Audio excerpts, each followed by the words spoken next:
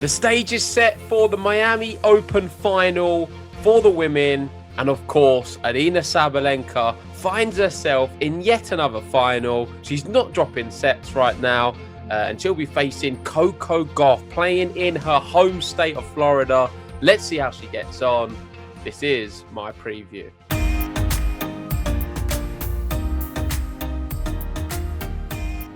Here we go. Let's get straight into it. And Aryna Sabalenka and Coco Gauff will be facing each other in the final. And their head-to-head is very interesting because it's tied at 6 matches apiece. This is a decider between the two of them. Aryna won the most recent meeting at the WTA finals. I believe that was straight sets. But they have split the last 4 meetings. I think Coco Gauff's done better on the clay against Saba. It's always a compelling matchup. And let's be fair, I mean, with Sabalenka, there's not many people who can say they've beaten her 6 times. And Coco Gauff is someone who has shown that she can beat her. The difference is, can she beat this version of Aryna Sabalenka? She's recently got engaged, and tennis-wise, on the court, I just don't think she's faltered at all. I mean, 2026, Sabalenka is now 40 sets to 0 to love against players not named Jelena Rybakina. So just think about that. I mean, she's not dropping sets, let alone matches.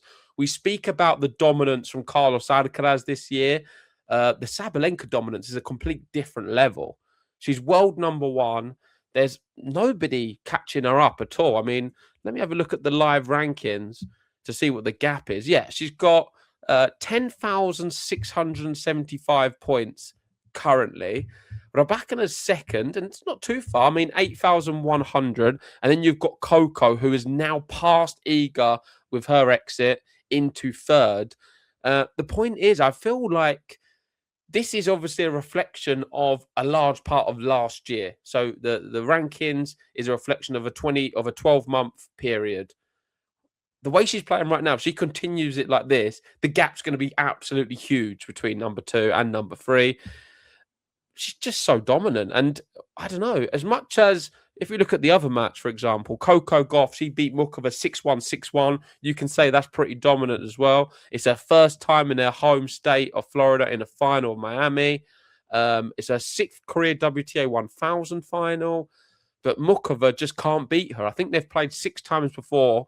Gauff has always beaten her. Mukova looked out of sorts, physically wasn't there at all. A complete shadow, really, of the player we saw against Mboko the other day.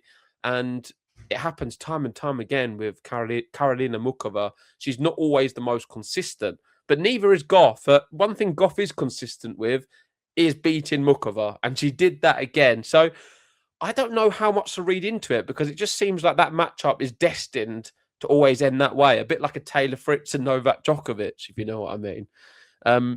With this one, let's bring it back up, the graphic of them, of the both of them. It's so tight to call, because everything would be suggesting Sabalenka's going to win this match because of the way she's playing this year.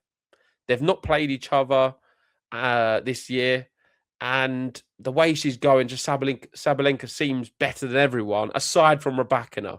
She has just beaten Rybakina in straight sets on this court as well. And she's trying to complete the Sunshine Double, obviously winning Indian Wells. Now she's 1 match away. Only Coco Gauff's between her and the Sunshine Double. How are you going to look into it? Are you going to look at the past matches? I mean, I can go through some of them, because this is what I was saying. So it was straight sets in the ATP finals. On clay, it was 1 apiece, actually. Coco Gauff won at Roland Garros. And then in Madrid, Sabalenka won. There's not much between them. I mean, they constantly do interchange who's been winning the matches.